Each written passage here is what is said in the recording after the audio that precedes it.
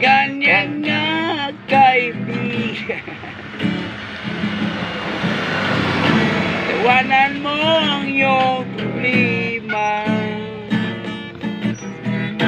Huwag mong isipin ang todo. Baka ikaw ay maloko pag di hindi tumawa. Tumawa ka.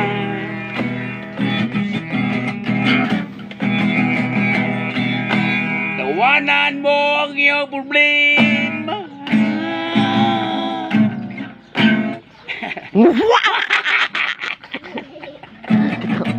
Ketawa Jonas. Tawad ka Jonas. Kacawanin mo ko. Kencawa ng Jonas no. Nas! Sabi nga, Nas! Nas!